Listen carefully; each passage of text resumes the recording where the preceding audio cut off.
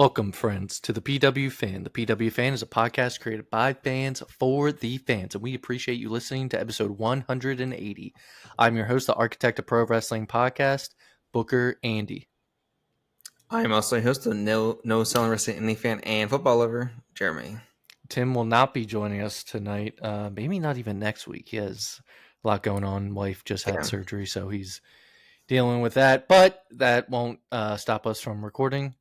So we have a lot to talk about this week. We're going to be talking about the AEW All In pay-per-view, Saturday night's main event, and Evolution too. There was a lot going on. How much wrestling was that in the weekend? Well, and there was All NXT's Great American Bash. Yeah, that's right. Yeah, because All In was 6 hours itself. Was it including the 0 hour? Yeah. When I was I watched it again, and the thing said 6 hours and like 10 minutes, whatever. I was like, oh, that's crazy. But plus NXT is probably like 2 or 3 hours. Evolution, same thing, and then main event 1 hour. It's over 10 hours of wrestling. I saw so many memes like, I'm busy. I'm watching like 40 some hours of wrestling this week. Yeah. I mean, if you include like all the shows, like it was a lot. Yeah. If you started from like Friday Night Smackdown into the weekend.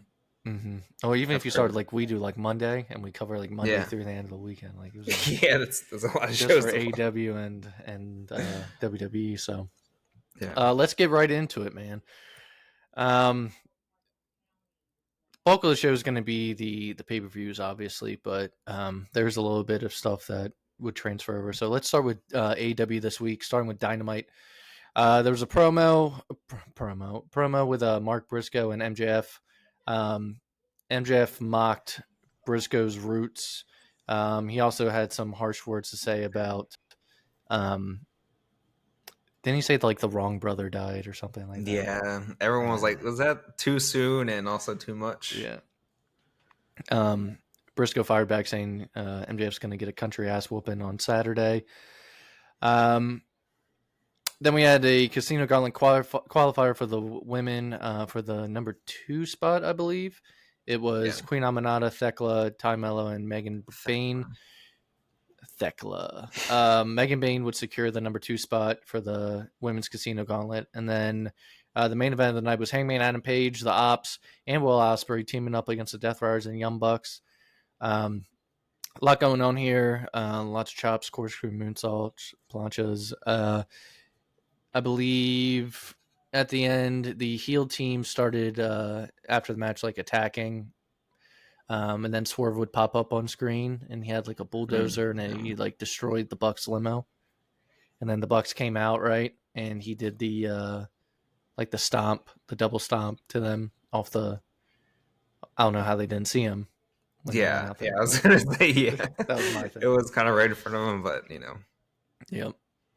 Nothing really for Collision. I went through all the notes. Nothing that like. Change pay-per-view or change anything. Yeah. So let's get right into All In. It was a long show, I think, as Jeremy said.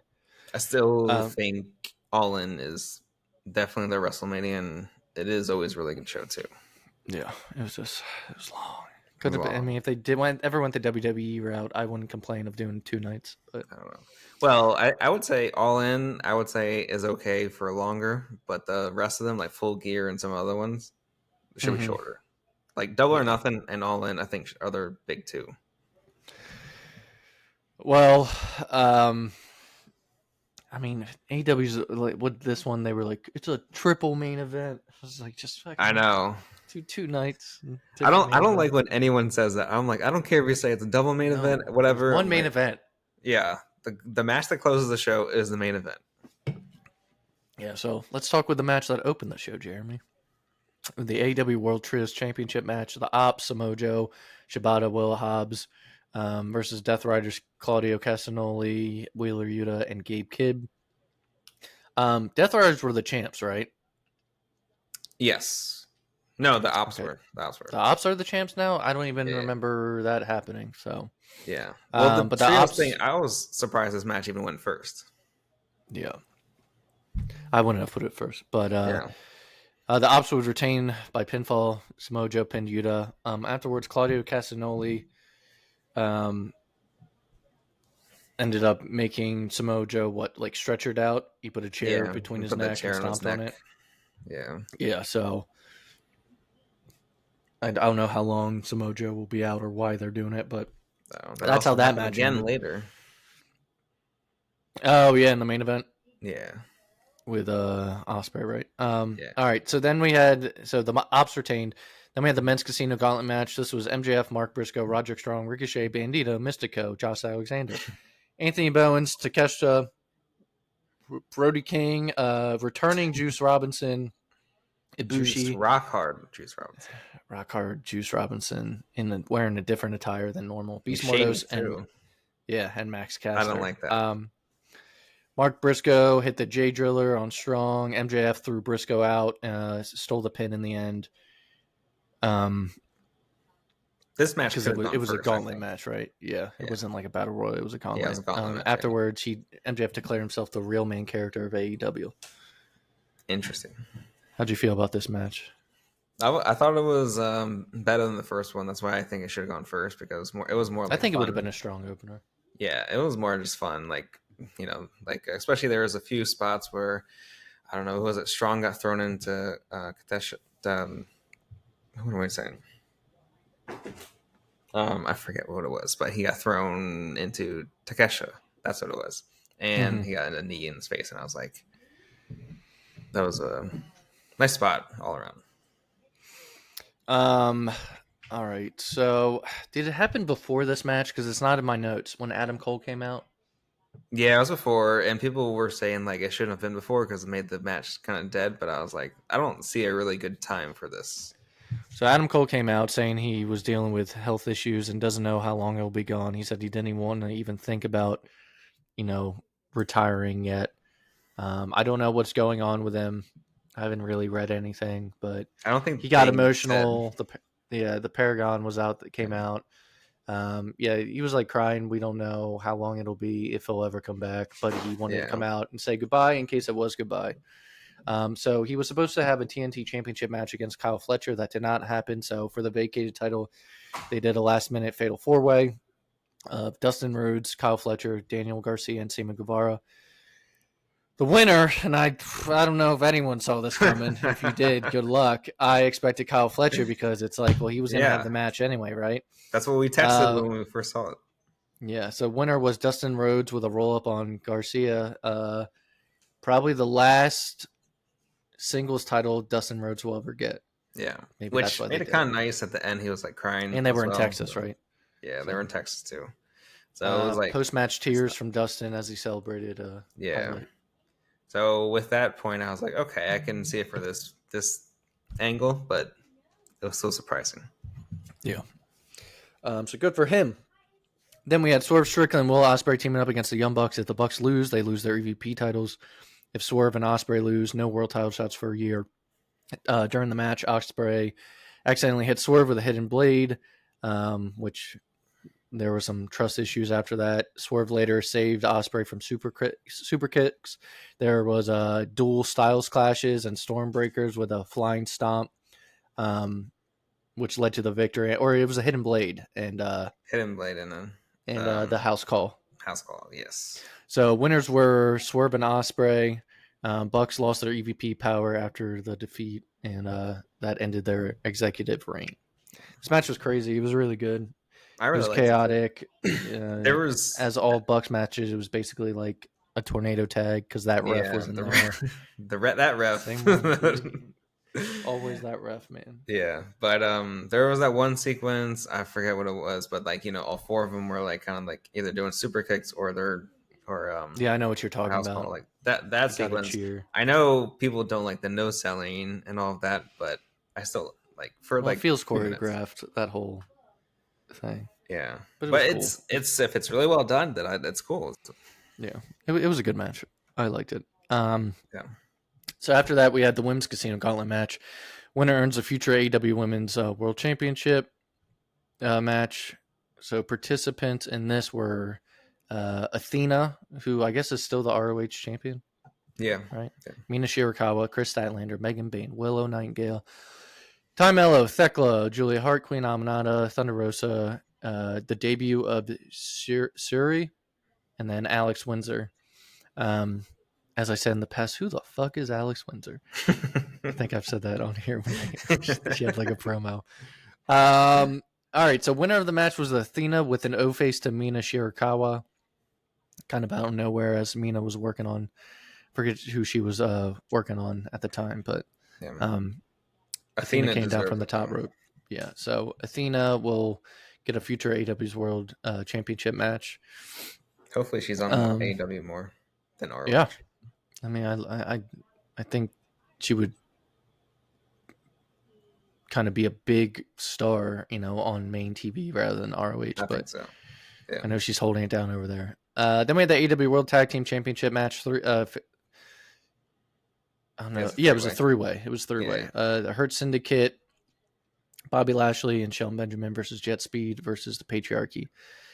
Winners were the Hurt Syndicate, who were retained by Lashley pinning Christian. After the match, Nick Wayne turned on Christian. And then Adam Copeland's music hit. He came down with Spike in his hand. He took out for now they're the Patriarchy, but everyone else. Then he helped Christian up, and instead of saying "go fuck yourself" on the mic, he said "go find yourself." So I know Adam Copeland doesn't have too much time left. I think we're probably going to finally get Adam Copeland and Christian teaming up for one final run, and they're probably going to go after FTR. Which would be, aren't they? That's crazy to be like they're all friends and they're going to end up like feuding with each other. Yeah, like in real life. I mean, so I think that's where we're headed. Obviously, if this didn't show it, which I think we all assumed eventually was going to happen. Now imagine if the Hardys were still there. I know. Can't do it now. Yeah. I mean, honestly, that would have been like a Dynamite match that I don't know how well it would have gone. Yeah. Throw in another tag team like the Bucks or something. Yeah, because they're both like in their 50s, right? Jeff's in his 40s. Jeff's in his 40s, yeah. Yeah, Jeff's the youngest. All right, AEW Women's World Championship match, Toni Storm versus Mercedes Moné. Mercedes survived German suplexes, hip attacks, 3 pile drivers. Avalanche pile driver was enough to pin Moné. Moné had her first loss, right, in AEW? First singles loss, yeah. Toni Storm retained. So I didn't see that coming. I just thought, they're just Mercedes Hogan is how I looked at it. Yeah, yeah. I guess they're like 7 belts is enough for now. Yeah. You like the match? Yeah, that was a really good match, I thought. Those two, I feel like, need to feud again at some point. Maybe not like right now, but I think they really have good chemistry. After that, we had a longer match, right? This one? Yeah. I feel like it was long, just like their past ones. This is their 4th match? I think so. I think they were 2-1 against each other. Okada, the Continental Champion, versus Kenny Omega, the International Champion. Winner would be the inaugural. They don't even have a name for it yet. They just call it the Unified Champion right now. I think so. During the match, Okada would target Omega's midsection because of his diverticulitis. Omega hit a one-wing angel, but Don Callis pulled the referee to save Okada. Backup referee oversaw Okada's Rainmaker for the win after a long back and forth. So Okada would end up. I didn't think Okada was going to win. He's had that Continental Championship. I was kind of surprised too. Yeah. So Okada is now the winner, or now the Unified Champion. Really good match though. When these two are in the ring, it's always good. Yeah, I was gonna say that. Yeah, it was. At this point, the show was really long. I mean, at this point, I'm like, all right, come on, just get to the fucking main event. The main event was like almost an hour. It was. What's funny is that I kind of broke it up. Like I finished like the women's gauntlet or whatever. That was the last match. Then I watched the other 3 the next day. For some reason, that made it feel like it was less, or it wasn't as long. I split it up. But this match though, I thought was very good because of where they are now in their careers. I think that was like probably the best they could do. Well, this was the last still really good regular match until this death match. The main event was the Texas death match. John Moxley, the champion, versus Hangman Adam Page. Early on, there was forks to the head, It took barb. 4 minutes for them to start bleeding. Same with the barbed wire. It was early. I think JR was even like already. So there was forks in the match, barbed wire, broken glass, a bed of nails. The Death Riders took out the Ops earlier, but Will Ospreay ran into This is like way down the line because it took a while for anything. Like, all right, so before I get into it, though, the way I looked at it, you know what? I was kind of thinking they were going to do this because no one could stop Jon Moxley. I was like, they're going to go with like their version of the WrestleMania 40 ending. Oh, with like all these people? Yeah. And returns. And that's what it was. I was expecting Orange Cassidy, but that didn't happen because he's been off TV for so long. So let's start with how they did it. Do you want to say before then they used barbed wire? They had a chair with barbed wire that they used as well. They had glass forks where like Hangman was actually stabbing Moxley in the head, and you can see him starting getting busted open. Like that was when first started bleeding. It's like Hangman was actually stabbing him in the head with a fork. And then everyone else came in. Yeah. So it took a while to get there. So this is how the whole shebang started in the end. Death Riders took out the Ops who had come out earlier, but Will Ospreay ran in to help Hangman. Bryan Danielson made a return. They said the Blue Panther. He had like a Blue Panther mask on. That's the guy from CMLL. Okay. That was wearing his favorite wrestler down there.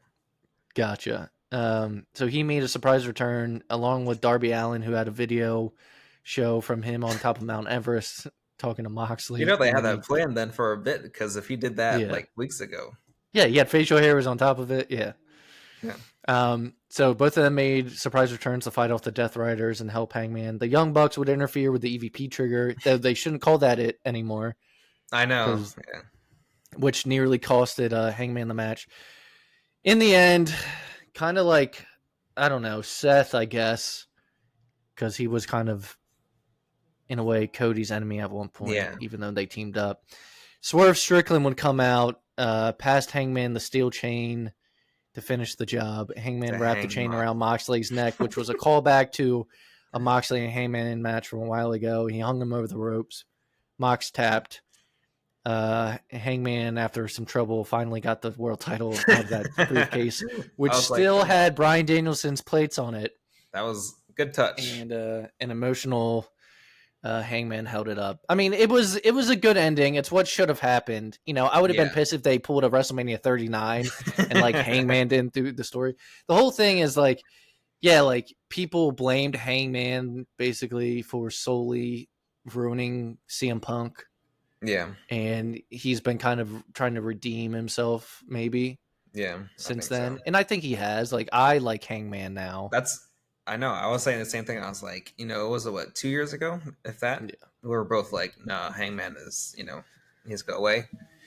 Now I was so happy to see him win. Also, the way Moxley sold that him being hung on the side of the apron, I thought was really, really good. Like, he acted like he was dying.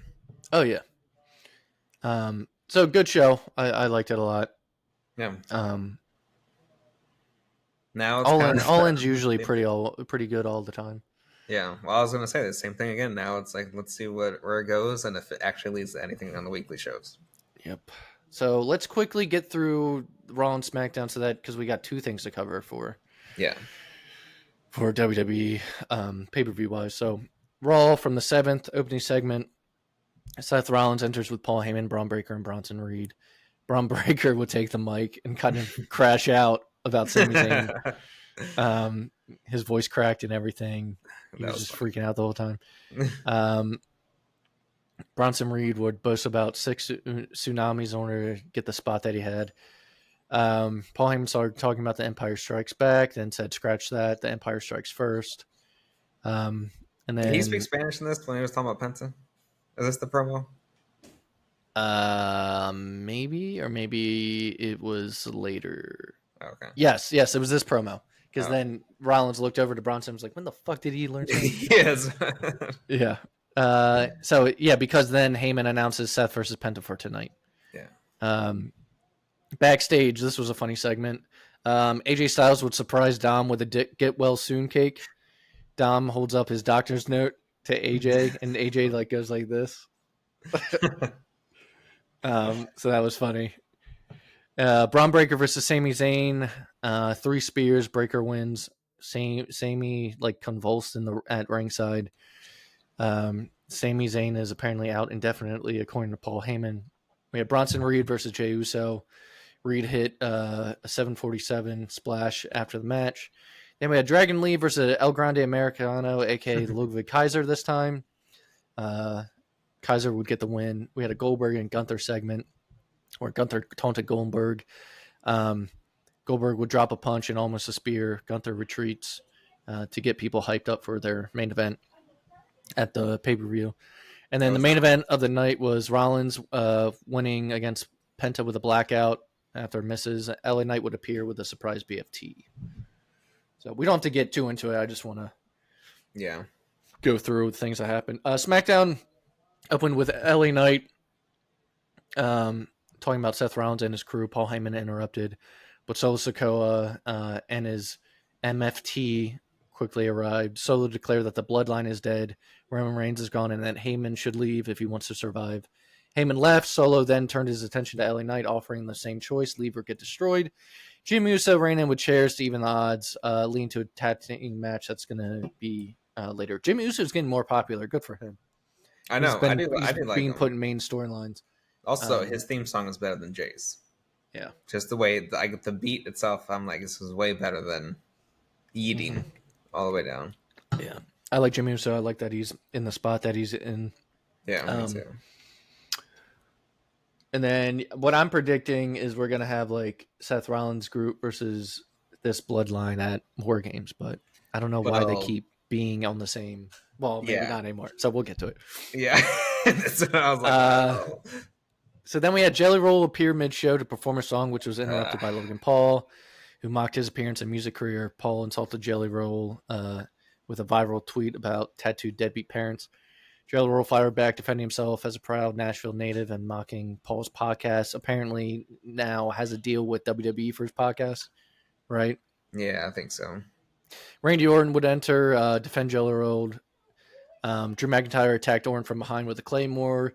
They have a match at Saturday night's main event. Logan Paul tried to capitalize by attacking Orton, but Jelly Roll grabbed Paul and threw him down, which got the crowd hyped up. Then we had the Wyatt Six versus the Street Profits in a tag team title match. Winners and new champions were the Wyatt Six. Afterwards, other teams in the division, which included Andrade and Rey Fenix, which I guess are now a team, they argue backstage about who can stop the Wyatt Six now. I feel like they pass around the tag titles a lot, just from men and women. Yeah, I know. This was surprising. R-Truth defeated Aleister Black via roll-up. Black attempted to use a chair during the match. Ron Killings. But the referee intervened. Killings capitalized on the distraction and rolled up Black for the surprise win. Backstage, Black attempted to attack Truth, but Damian Priest blocked him. Black acted as if he agreed, and then he would end up attacking Damian himself. I guess they're making Aleister a heel? I think so. Okay. I think they also just probably look at him and think he's a heel. That's fine with me. I mean, I'm going to be cheering for him over Damian Priest. Yeah, I mean, Damian Priest, I feel like they always put against like cool heels, and I'm like, he's not going to get over it this way. Yeah. He's not like a cool babyface. No, not at all, man. Okay, let's see here. Then we had a Tiffany Stratton and Trish Stratus segment. Wade Barrett hosted an in-ring interview with Tiffany and Trish. Stratton explained that she chose Trish to be the legend, cement herself as a star. Trish cut a generic-ass promo, claiming she's one of the best and will win. Naomi would interrupt with Money in the Bank briefcase, but was immediately attacked by Jade Cargill.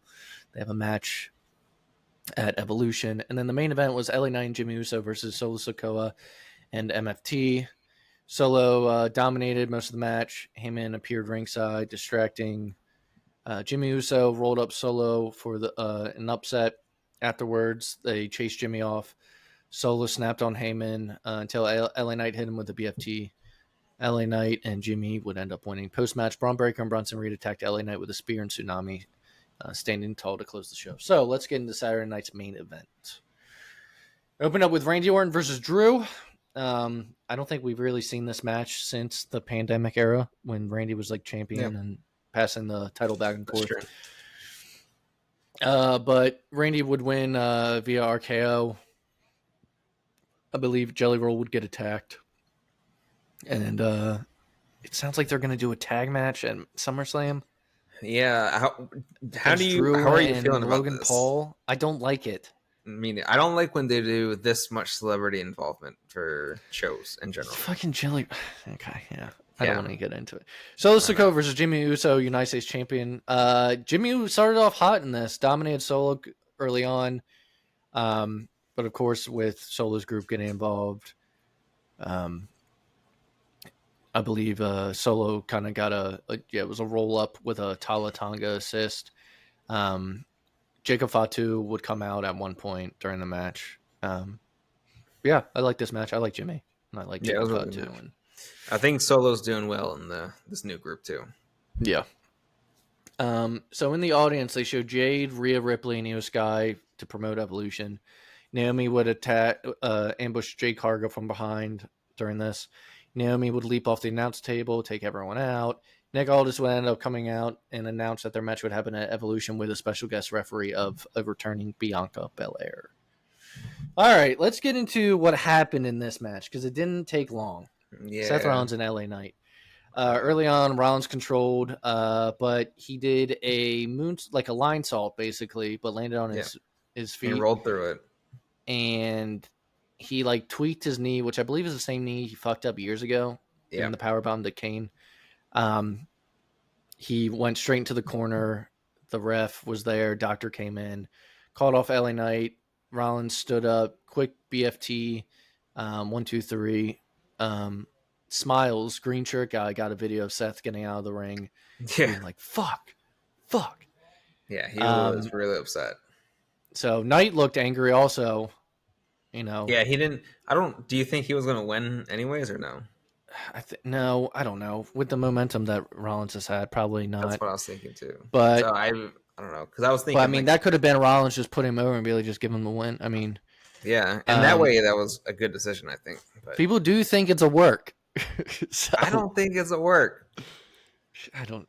People think he's going to be on Raw tonight. I mean, I haven't watched Raw yet. He's going to be on Raw tonight. So yeah, I haven't seen it either. But I heard. Triple H said it's not good, but I know it could be work still. But who knows? I don't think it is. Yeah. Apparently he's there tonight though, so we'll see. But all right, Gunther versus Goldberg. Goldberg's final match in Atlanta. Huge old school entrance for Goldberg. Crowd was hot for it. He had a lot of family and friends with him on his entrance. Early on, he dominated. Gunther targeted Goldberg's knee, took off the brace. Referee bumped after a missed spear. And that's the same ref that Cena put out. And Charles Robinson is having a hell of a month. Yeah. Taunting his son Gage, who jumped over the barricade. Goldberg hit a spear and a jackhammer, but couldn't capitalize due to the knee. Gunther kicked out. Gunther locked in a sleeper hold in the end, and Goldberg passed out. For a final match, compared to some of Goldberg's past matches, this was one of the better ones. He ate chops and acted like they didn't bother him. Gunther made Goldberg look good, I'd say. Afterwards, Goldberg had a little speech, an emotional farewell, but they cut off on it cut off. Which is crazy because it was on Peacock, so it's like you're not cable. Yeah, I don't understand why they did that on Peacock. I think was it on NBC at all? Like on TV? Yeah, it would have been. So I know they could have for that reason, but they could have kept it on Peacock. Yeah. So WWE did. Yeah, Goldberg is no more. No more Goldberg. Yeah, that's fine with me. You know what was funny? Bret Hart was like, he's like, I would have cut Goldberg off earlier than that. He's like, as soon as he started, I would have cut the show off.